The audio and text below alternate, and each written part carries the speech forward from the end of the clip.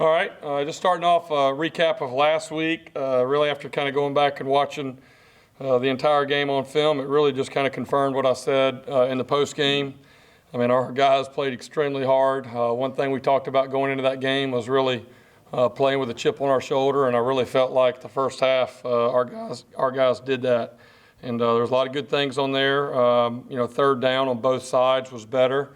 We knew we'd have a challenge with Houston being number one on third down defense, but I think we were 7 of 14 on third down offensively, which was one of our betters of the year. And then a good lesson for our guys. The 7 that we converted were all on touchdown drives. And the time that we didn't have the third down conversions were no points. And then defensively, we did a little bit better job on third down. Special teams, we've been talking about that the last couple of weeks. And again, just the consistency that team brings for us, and to be able to have 2 kickoff returns for touchdowns, I think was really a big positive, obviously. The biggest thing, negatives offensively, the series we had down there and went for it on 4th and 1. Thought we had something lined up and ended up not converting there, got no points there in the red zone. And then there was really 3 key drives there in the third quarter where our defense actually, did a good job getting us the ball back on offense. And then we went 3 and out on 2 of those, and then maybe only 5 plays, and just ultimately could not run the ball the way we needed to and the way we have this year. And that was probably offensively the biggest negative there. But watching the tape, it was great to see Timmy back healthy. And I mean, every time he touches the ball, he's a guy that you feel like is going to make something happen.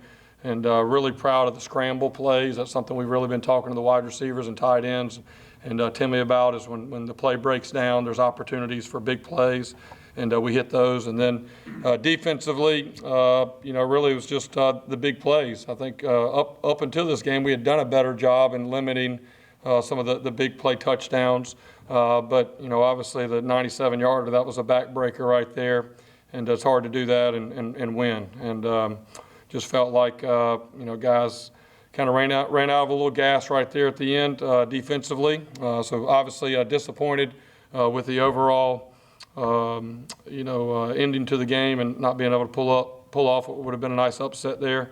But really encouraged by a lot of things that I see from our team. And I think our guys' ability to show up each and every week and play, I think that's uncommon. And I think that is something that gives me a lot of hope for what we have coming here the rest of this year and moving forward.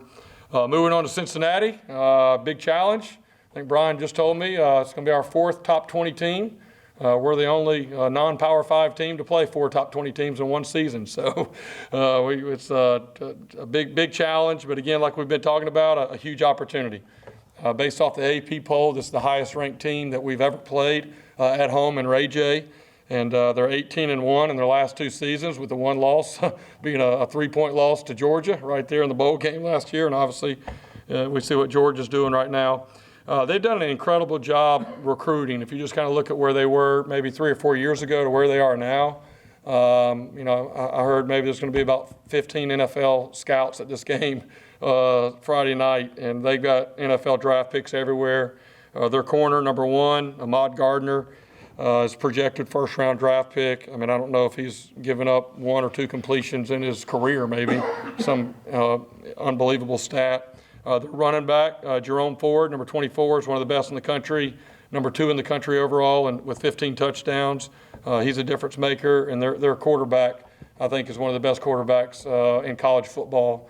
I think he has a very bright future ahead of him at the next level, and we got to find a way to be able to contain him. He can beat you running the ball just as well as throwing the ball. So I got some big challenges there, but our guys will be excited to go out there and play again, and looking forward to that opportunity. Friday night will also be senior night, being our last home game. We'll have 10 seniors that'll be honored there before the game, and look forward to having a special night for them. And last thing I would say is I just really want to encourage our students and our fans, alumni, and all of our supporters here in the Bay Area to come out Friday night. I mean, what a great opportunity to watch us play at home against one of the best teams in the country, and looking forward to a great atmosphere. And that was one thing I missed saying in my post game last week. Man, I was really encouraged by the fans that we had for homecoming. looking up there in the student section, we had a great group of students, and man, they were excited and really brought some good energy to our team on the sidelines, and so that was really encouraging. With that, I'll open it up for any questions. Coach, 5 years ago, Cincinnati was in the same boat you were, and they've turned it completely around. Is that something you can look forward to your players and say, look, this is what we can be down the road? Yeah, there's no doubt. Looking at it, I think Coach Fickle's first year, they might have won 4 games.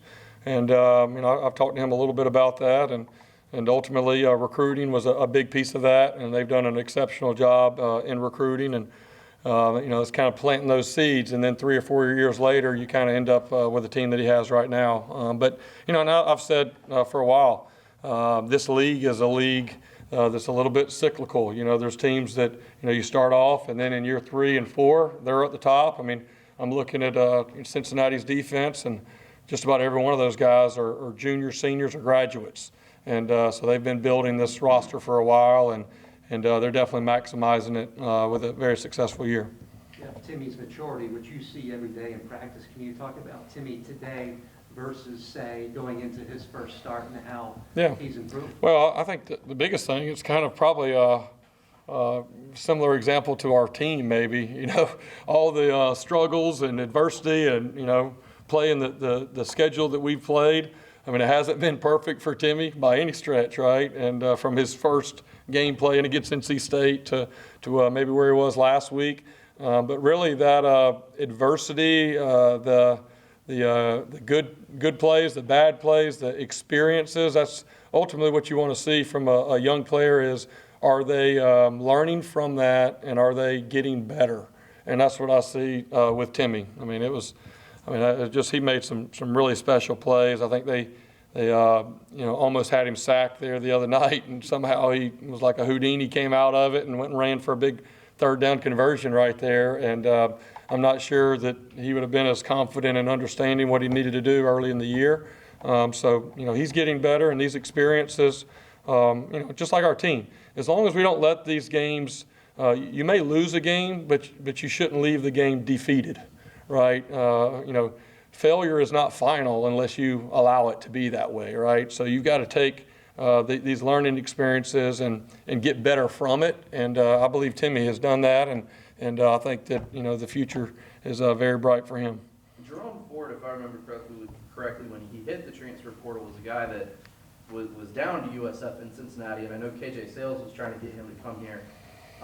Obviously chooses Cincinnati and just it explodes. I mean, just to watch his progression as someone, I watched him in high school, to watch his progression, from Alabama to Cincinnati, just what has he done well and improved? Yeah, well, he's a special player. I knew of him a little bit in high school whenever he signed with Alabama, and then I hadn't been here for maybe 2 weeks whenever he kind of hit the portal, and it was a little bit late that first week of January, and I believe maybe I talked to one of his coaches. I never got a chance really to talk to him, but to me, as I've watched him play in these last 2 years and have a lot of success, it's just, again, a reminder of the talent that's here in the Bay Area, and knowing that, hey, once we get this thing set up and kind of get our foundation established, these are the type of players that, we need to be able to keep right here in the Bay Area. And I think that, this signing class is giving us an opportunity maybe to do that with some players.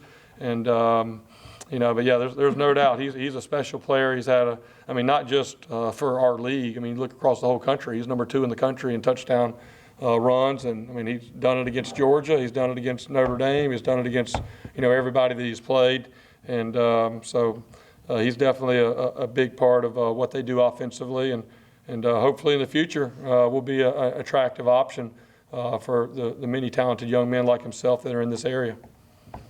Coach, you got the lead early against Houston. How important is that against Cincinnati to play with the lead? Yeah. Well, yeah. So we've had the lead early in several of these games, and I told the guys last week at halftime, like, hey, there's nothing magic I can tell you. We've been here before, and ultimately for us to truly, take that next step, we're going to have to find a way to finish these games. And there's no magic talk you can get or no magic plays you can come up with. You've just got to play consistently for 2 more quarters, and so really what my message to our guys is not about let's go get an early lead and then just try to hold on. I think when you try to hold on, you're just staring at the scoreboard or something like that, then it usually doesn't work out for you. Really what my focus is with our guys is, hey, we've got to play our best for 4 quarters. Like we've got to be able to not, I mean, these are good teams that we're playing. These aren't teams that we were some big favorite and then we just let them come beat us in the second half. I mean, we're like 14-point underdogs in some of those games early and 24-point underdogs this week. So, in order to pull off an upset like that, you've got to be at your best for 4 quarters. We're not at a place where we can make the kind of mistakes that we've made in the second half and expect to upset some really good teams. When you're coming off your bye, starting with Tulsa, and probably throw the Temple game out, you've had, I think, 3 of the games where you had a lead, and then it went the other way in the second half. Do you see commonalities in those games? We run out of juice. That's what I see. Our lack of depth catches up with us. I don't see mistakes where guys are just covering the wrong guy. I see the running back going and our old boys trying to get up there and they're just out of gas. And I can't really help that during the season. I can help that in the off season as far as adding some more depth defensively. But really that's the biggest thing that I've seen. I haven't seen, well, I guess East Carolina, we had the 3 turnovers there in the second half that hurt us. But ultimately, I mean, again, not using an excuse, it just is what it is. I mean, we just run out of gas. We're kind of like I can remember whenever I was in high school, I was a football and baseball player. And then my senior year of high school, when baseball was over, I was maybe for our league that we were in a private school league there in South Carolina, so it wasn't 8A Florida. But I was one of the faster guys on my baseball team, had a lot of stolen bases. So the track coach, when baseball was over, the track coach at my high school asked me if I would come out for a track, and they were getting ready to go to regionals, and if I qualified for the 100 meters in regional, then I could run in the state. And so I did, and my brother was on the track team, a little bit younger, 2 years younger than me, and so I went and ran the 100 meters and qualified and got to state, and it's me and this guy that was a really good player, another football player, and I'm like, all right, I'm going to do this, right? I'm ready to go, and we took off, and I was right there even with him, and I figured out why it was 100 meters and not 60 meters. Because that last 40 meters, I hadn't really trained and wasn't quite ready for that. And that's kind of what I feel a little bit in some of these games, a little bit of our depth. And again, when I'm talking about depth, I'm talking about injuries and guys that are out. And so you got one guy just backing up 3 guys in the secondary. And you just ask them, hey, give me all you got. That's all you can ask. And that's just a little bit kind of where we are now. How can you help that without being able to bring in a lot of guys late in the year? Is offensively we can run the ball. That's where I kind of point back to those 3 drives we had in the third quarter. That we got 3 plays, and 5 plays. If we're able to run the ball and number one, go down and score, but really be able to take some time off, then that helps us be able to stay off the field defensively. So we got to kind of strategize within our team right now, and that'll be another key this week, being able to keep Cincinnati's offense off the field, because they got an incredible wideout that I think is going to be a top draft pick. Quarterback's a top draft pick. Running back's going to be a top draft pick. So we don't want to be out there a lot of plays on defense with this crowd for sure. What do you see with Desmond Ritter? I mean, he's a guy that feels like he's been there for forever. Yeah. And a guy with a lot of experience, especially in this league. You hear coaches talk about the it factor, right? And like, okay, but he has it. You just turn on the video and watch it. He's like a coach on the field. He's instinctual. Again, I talk a lot about Deshaun Watson when he was at Clemson. I just felt like Deshaun could be looking over here, and he knew what was going on over here. He turned around, bam, threw the ball right there. And you're like, how did you know that corner was soft over here? You're sitting here staring at, or you're right here, and then they take off and run, and they know exactly. And they just kind of have this sixth sense and this feel of the game that the great ones do, and that's what you see with Ritter. Like, man, he is very smart. He's like an offensive coordinator on the field, and he knows. And in this day and age of RPOs and read plays and all that, man, you get a guy back there that can dissect what's going on pre-snap and then post-snap, and then, I think he's probably a 4.5 at least a 4.5 in the 40. I mean, he can run. He's the second leading rusher on their team, and then obviously throws it very well. So, I mean, he's the new age quarterbacks that you're seeing be successful at the NFL level too. These guys that can throw it, but also are instinctual, can run. I mean, I'm gonna be very happy when he graduates and gets drafted. I'll be sending him some congratulation messages for sure. I'm sure half the league is. No doubt. Like you said on defense, there's only so much you can do in season. But as you move forward to the future, is it a personnel thing? Is it looking at your scheme? You know, how do you get better in the long term? Is it both? Yeah, I think when you're in the season, you know, there's only so much you can do. You're kind of getting ready for your opponent, and you're kind of there. I think in the off season, you know, you gotta. I mean, really, that's, you know, part of my job is when the season's over, is kind of A to Z, everything through your program, from your players, your personnel, the guys that are coming back, you know, coaching, everything that we're doing, looking at things that we can do better, you know, your support staff, your strength staff, medical staff, just everything A to Z, and how can we improve? Like, yes, we've made improvements this year from last year, but we can't just wait around for 9 months and think just because we're older it's going to be better. Like, we have to find ways to improve. So, you know, there's a difference. I've used that analogy a lot. You got the microscope and the telescope, but you know, really where we are right now, you got to kind of be locked in on that microscope and getting ready for third down today, because we play here in 3 days. And so, you know, that's what we're doing, and we've done each week. Coach, 9 different guys catch passes for you on Saturday. You had 10 targeted. That's got to be really something you look forward to, because nobody can really say, okay, we're going after one guy. There's 9 guys catching the football. Yeah, I think, you know, kind of, again, we're talking about trying to develop depth on, you know, kind of where we are a little bit defensively with our depth. But I think offensively, you know, we do have a little bit more depth there, and it's good to see. You know, I think early in the year it was just kind of like, you know, Xavier Weaver's, that's where the ball's going, right? He's the one guy you kind of felt the best about. Now you're seeing Chris Carter lay out and make an incredible play, and Mitchell Brinkman over here. I think you're seeing Jimmy Horn, you know, making some nice plays and getting better. I think Omari Dollison's a guy that I've talked about that I think has really, you know, got a lot more ahead of him.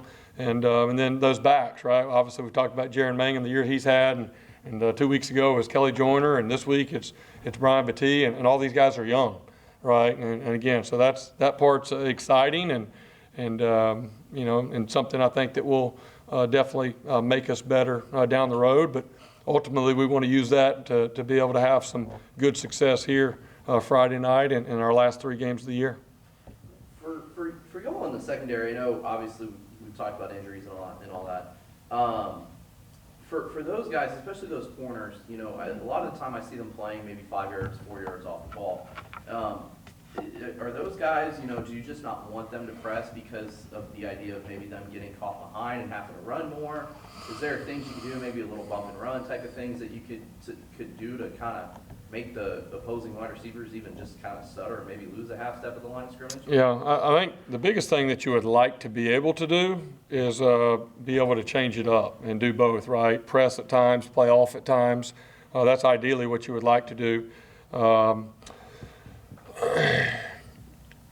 But our job is to try to do what we think is gives us the best chance to win based off of who we're playing and what it looks like. And I think kind of where we've been after maybe what happened a little bit last year and what happened a little bit early in the year, we've kind of been in a situation where we want to try to keep it in front of us and make them drive. And that's why I was a little bit frustrated this past week, because we gave up some big runs and big catches that I think the last few weeks before that, maybe there was one deep ball maybe against East Carolina coming off the goal line, but there was very few. And it's hard offensively for anybody, whoever you are, you know, to have to go 10, 11 plays and convert 3, 4 third downs. And so if you're not quite, we got some guys playing out there that are cleared to play, but I wouldn't say that they're 100%. Right, I mean, you got Christian Williams coming off of an ankle surgery that kept him out for 6 weeks, and he's getting more and more healthy. T.J. Robinson has been playing banged up and trying, and Day-Day, you know, we don't come out and advertise all the injuries that they have if they're out there and able to play, but, you know, they haven't quite been 100%, so you got to kind of pick and choose, but ultimately we got to do what we think gives our guys the best chance to be successful. And kind of to follow up with that, you know, when you do sit back in zone coverage, this guy has, you know, and I looked at a few times during the Houston game, that one of the receivers had a 5-yard blanket. Right. You know, was it just primarily just guys doing a good job splitting the zone on the other end, or is there? Yeah, they ran a couple nice pick plays where they're out. The pass that they hit twice on us, the number 1 and 2 receiver outside cleared out, and then number 3 waited, took off, and he's a really fast receiver. We knew that Houston, that number 4 Dale, there was a chance he could have been here before I got here, I heard, and he's a legit sprinter. So you know, they kind of clear out, and it's a foot race, and they were able to kind of beat us on that. But I'm not sure it would have been a whole lot different if you get up in the face. You know, it could be some similar situations. So those are things we got to just kind of look at. And really for us, you have to have the right leverage. You have to not give the guy free releases and get your hands on guys and do those kind of things to be able to try to offset that. But I mean, I made a living with fast wideouts, and everybody had good defenses and good efforts, and we just wore everybody out because we were just faster and better than everybody. So that's part of the game too. That's where you know, we just got to, you know, overall and improve and with our depth and recruiting and being able to add some guys to be able to go in and maybe where it's not play 60 that those plays are going on, maybe play 60 in the game, but it's play 35 for that corner. You know, that's the kind of things I think that are going to be able to help us in the future. With the playoff standings coming out, obviously there's been a lot of talk about Cincinnati and their place in it. And now here they get a Friday night game, and people might be watching them for the first time to see how good they are. They'll think, oh, number 2 team, how much can they win by? But on your side, you've shown the ability to play with good teams and come close to upsets, just fall short. So what do you have to do to close the gap, not only physically but mentally, to get the guys in position to win a game like this? Yeah, I mean, I think really it's you wish as a coach there was like a magic speech you could give them, or you had some special PowerPoint that you could give them. And at the end of the day, it's really just comes down to what we're talking about at the execution of some of the things that we're doing. And but there's no doubt. I mean, everybody across the country is going to turn the TV on, wanting to watch Cincinnati, and they've been a storyline, and they've earned that right to do that. And for us, it's an opportunity for people to get to see us. And my goal and our goal as a team is for them to see the best version of us, because we do feel, even though we're not pleased with our record, there's a heavy level of confidence and optimism in our locker room that we're coming, and that we're really, really close. And at some point, there's going to be a breakthrough. And man, you couldn't pick a better night to be Friday night against one of the best teams in the country for that to happen. Now, that's a good thought. Now, for that to happen, what do we need? We need great practice, great preparation, and everybody to be at their best coaching and playing. And so that's really where the focus is. And, you know, that's why our guys are excited. Last week, same thing, playing Houston. They won 7 in a row, top 20 team. And at the end of the day, you know, it's about, you know, being able to finish a few of those plays and you know, being able to make the plays in the second half whenever you have the lead to finish and get that victory. And I know you've spoken about this too, about, you know, you really feel like there's something out there for this team, you know, to do. And that's based on a team that's practiced earnestly and puts in effort and is doing all the right things. You still feel that way, that there's a destiny here for these guys? I feel more confident in that than I did last week, if I could say that. I mean, again, there's no consolation prizes and moral victories, and there's none of that going on. But what I do know, and again, I've been a part of this in 2008, 2009, 2010 at Clemson in the early years. You know, you see signs before you actually, you know, it takes off completely on the field. And you know, we got a lot of seniors. I met with a lot of the seniors this week. A lot of guys that we were given an opportunity for them to come back, and you know, I'll let them all make their decisions and make it known in the past and all that. But I can just say this: it was unanimous individually in the one-on-one meetings with these guys that have been here for 4 or 5 years. I mean, they all. I mean, it was like just the exact same message from all of them that they know that we're close and they want to be back next year. They want to finish it this year, and then they want to be back next year to really, you know, see it completely take off for a full season. So this isn't just me trying to, you know, keep guys positive and just finish the year and then figure out. I mean, just there's a real, and I would hope that somebody objectively could turn on the TV and watching the first half of that game last week, I'm not sure you knew which team won 7 in a row and which team's coming off a very difficult season.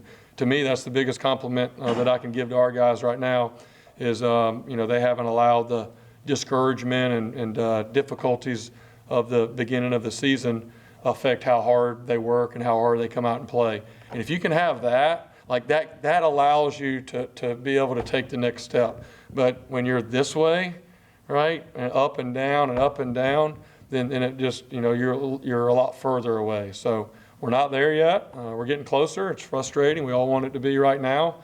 But the reality is, when you're developing a program for a long term, it's a little bit longer than when you're just trying to build a team and do whatever you can do to win in 1 year. And so I think even though we're disappointed with the record, there's a lot of internal optimism for how we could have the opportunities we're going to have to finish this season and beyond. You're playing another top 15 defense this week, but 70s in the 70s against the rush. Is that going to be primarily kind of your plan of attack this week, or are you going to try and push the pace and throw the ball? Oh man, Without giving away your game plan? yeah. So we can meet off record on that.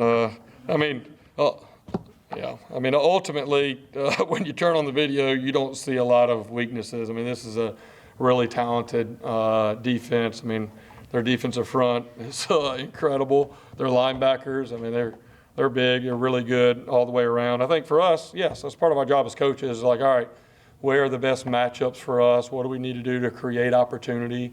That's one thing that I'm really pleased with Coach Weiss and our offensive staff.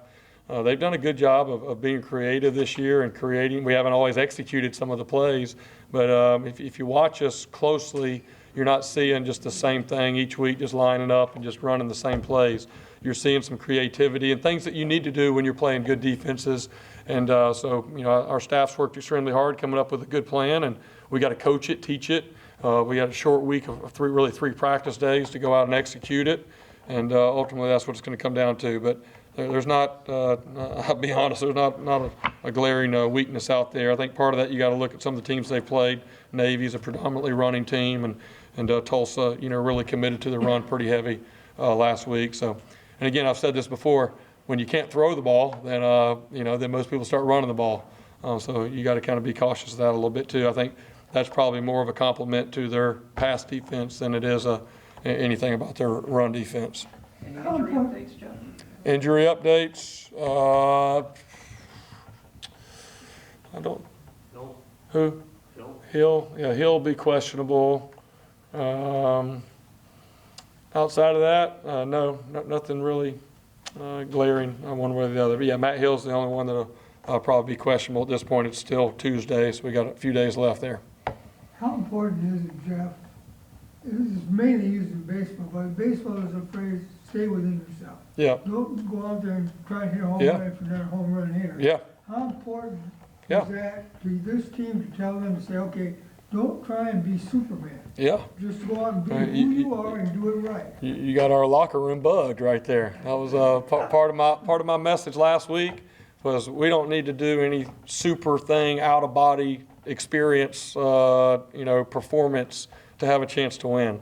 We just really need to be the best version of ourselves. And we have some guys that have worked extremely hard, and that's really all I want them to do is be the best version of them. But you're exactly right. I think where you make a mistake is you start pressing, right? And that's what I have to tell Timmy a little bit. Like, hey, look, you got a chance to really have a big impact on the outcome of this game, but we just need you to drive the car. We don't need you to try to go make the throw and the catch for the wideout, or to be able to go make every play down the field. You just do your job, and everybody be committed to doing that. And again, it's not something we're telling the guys and hoping that they may see. I mean, these guys have seen it. It's not like we haven't performed. We just haven't done it for 4 quarters, ultimately.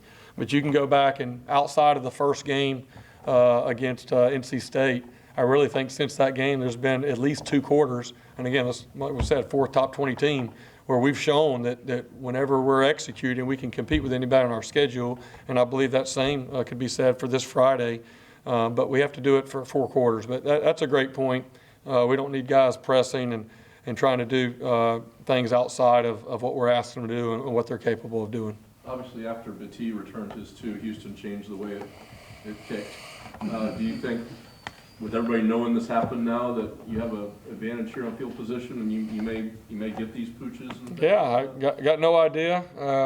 Usually what happens in these situations is, especially when you've got really big, fast, strong guys like Cincinnati does, you look at it as a challenge, right? The special teams coordinator gets up there and, you know, by golly, we're kicking it right to him and we're going to knock him down at the 5-yard line. You know, that's usually, you see that more, and then after, you know, they do it a couple times, if it's successful, they keep doing it. If it's not, you know, then you adjust. I don't have any idea because I'm not, you know, around them and see how they kind of go about what they do. But I know for us, I want to encourage our guys that, hey, if they do kick it deep, let's make it count, right? Let's be, you know, last week's touchdowns are not going to lead to this week's touchdowns, right? You got to do it all over again, and it's not going to be some surprise now. They're definitely going to be chomping at the bit, and so that means we have to, you know, be prepared to execute at an even higher level. And then, yes, we're also preparing for the squibs, the pooches, and all those things that